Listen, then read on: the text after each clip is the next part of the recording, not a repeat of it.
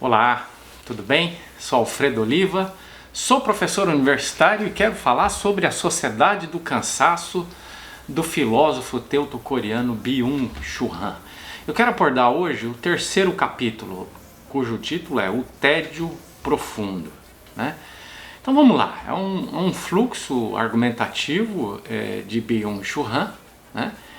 E o que ele está dizendo basicamente nesse capítulo é que nós vivemos na atualidade um mundo com excesso de estímulos, e esse excesso de estímulos nos conduz a um tédio profundo, né? Então vamos dar uma olhada um pouco em algumas ideias, né? A partir de algumas citações a gente vai então analisar algumas poucas citações para exemplificar aquilo que eu considero a essência desse capítulo. Ele diz assim, ó: o excesso de positividade se manifesta também como excesso de estímulos, informações e impulsos. Então ele está definindo o mundo contemporâneo como um mundo marcado pelo excesso de positividade, quer dizer, as pessoas são estimuladas a fazerem demais, a se envolverem demais, a fazerem tarefas em quantidade exagerada, né?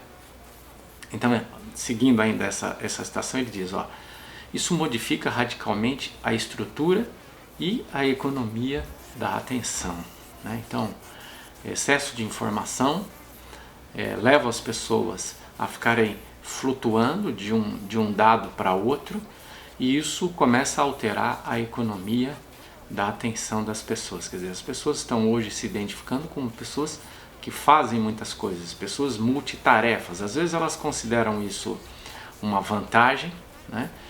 Mas o fato é que a gente faz muita coisa e acaba não fazendo as coisas com atenção, com foco, né? Então as pessoas estão perdendo a capacidade de estabelecer o foco em algo, né? Então, quiser exemplificar isso, né? Eu sou professor universitário, trabalho com jovens, né? Principalmente na faixa de 17 a 21, 22 anos, né? É a faixa de estudantes de graduação. Trabalho também com alunos de pós-graduação, mas estão todos majoritariamente na casa dos 20 anos, né? A maioria abaixo de 30 anos, excepcionalmente pessoas com um pouco mais de idade que isso.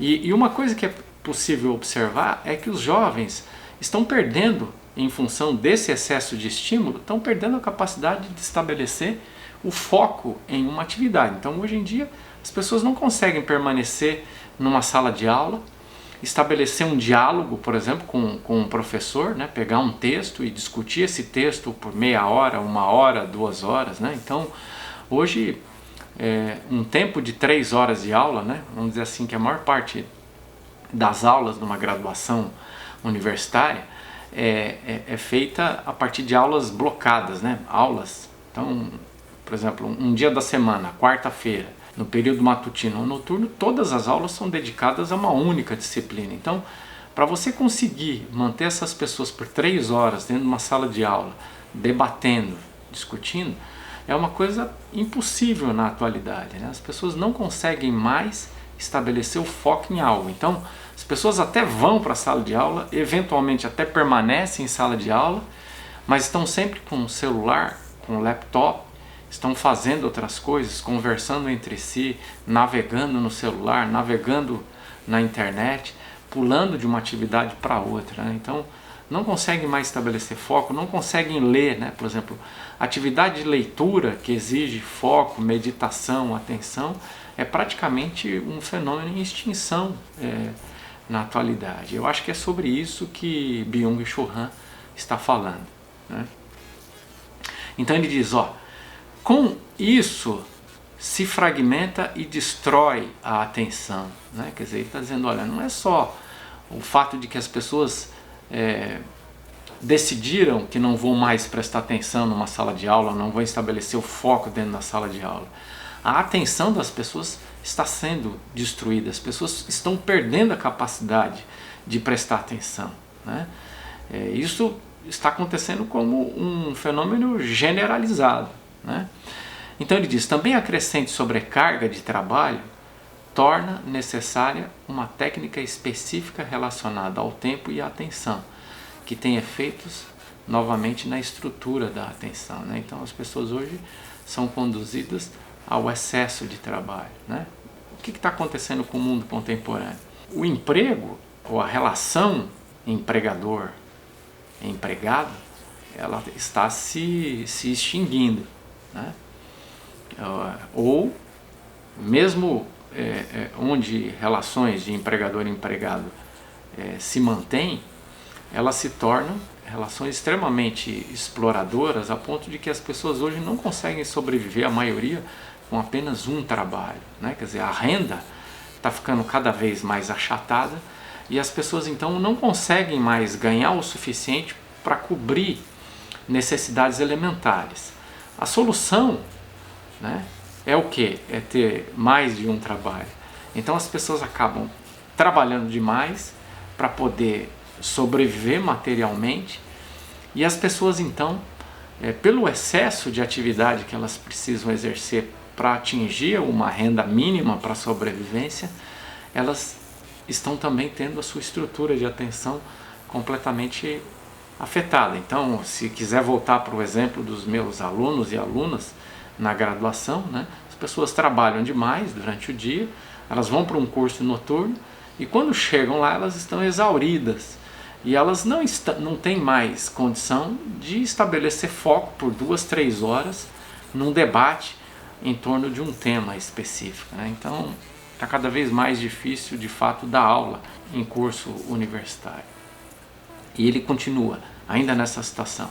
A técnica corporal e de atenção multitarefa, né, ele usa a expressão em inglês, né, multitasking, não representa nenhum progresso civilizatório. A multitarefa não é uma capacidade para a qual só seria capaz o homem na sociedade trabalhista e de informação pós-moderna. Trata-se antes de um retrocesso, né? Então, é interessante porque isso é vendido no mundo contemporâneo, que a pessoa que é capaz de fazer muitas coisas ao mesmo tempo, ela é uma pessoa flexível, né? É uma pessoa multitarefa, alguém flexível, alguém que se adapta às circunstâncias, né? E o que ele está dizendo, né? Ele está opinando, e eu acho que eu concordo com ele, ele está dizendo que isso é um retrocesso, né?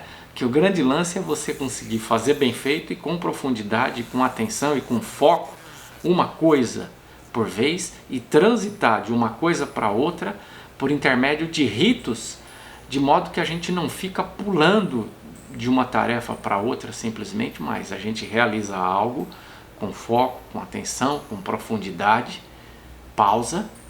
Um rito permite transitar para uma outra tarefa e depois então a gente começa uma outra tarefa. Então esse seria o caminho de saída para escapar desse excesso, né, desse excesso de estímulo ao qual a gente está exposto no mundo contemporâneo, né? Fazer poucas coisas, fazer menos coisas, fazer com a atenção que é feito, fazer uma tarefa até esgotá-la com atenção, com foco, parar, ter algum rito de transição antes de começar uma nova tarefa. Então, através disso, a gente conseguiria escapar desse ativismo, né?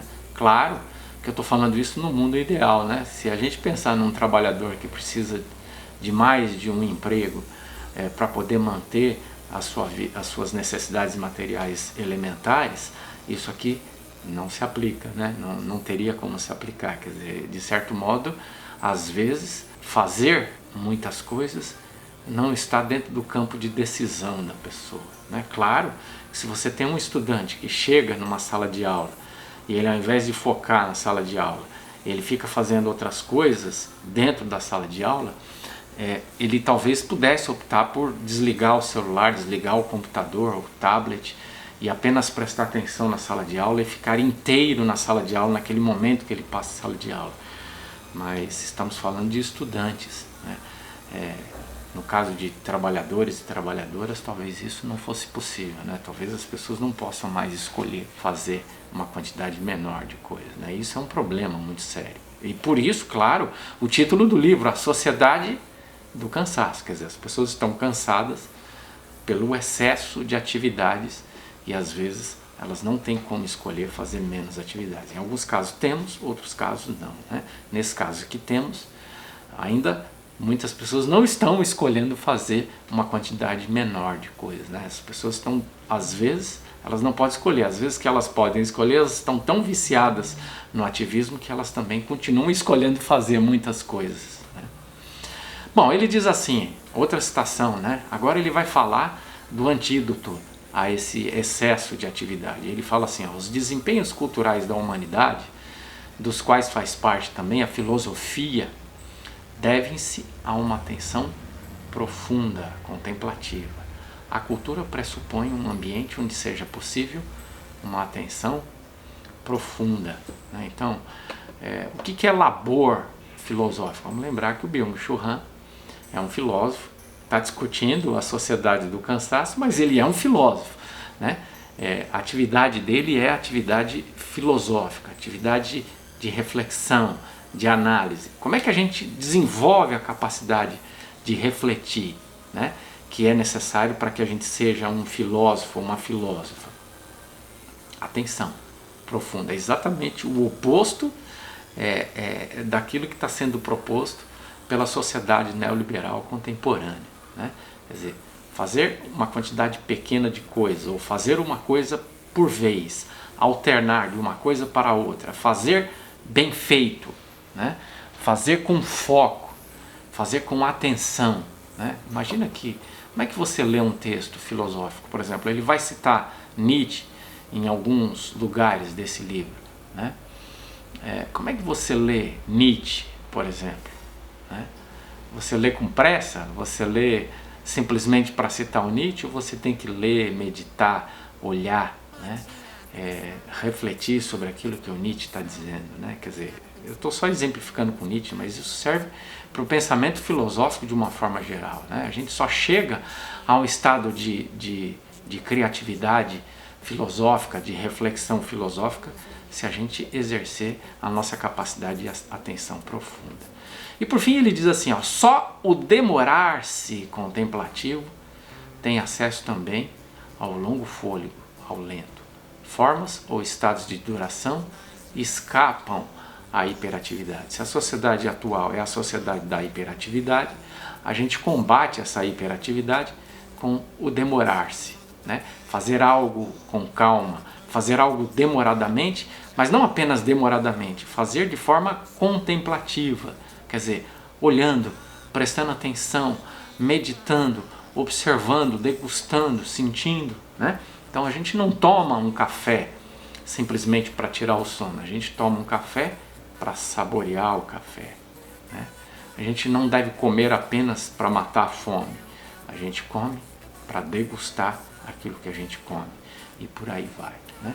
E claro, se a gente pensar o mundo até meados do século XX, o mundo era um mundo predominantemente rural, um mundo da lentidão, um mundo do demorar-se.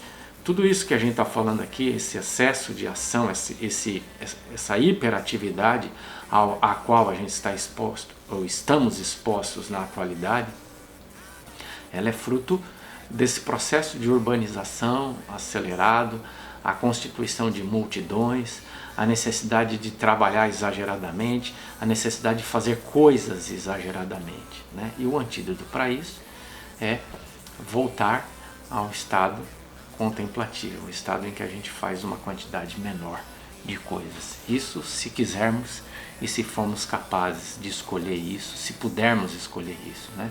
Ou seja, essa situação na qual a gente se encontra, né? Uma situação de tédio profundo porque fazemos coisas demais. Combatemos o tédio fazendo uma quantidade menor de coisas e desenvolvendo a nossa atenção e a nossa capacidade contemplativa. Eu acho que em tese é isso que diz esse capítulo 3º do livro Sociedade do Cansaço. A gente se vê num próximo vídeo. Um abraço e até lá!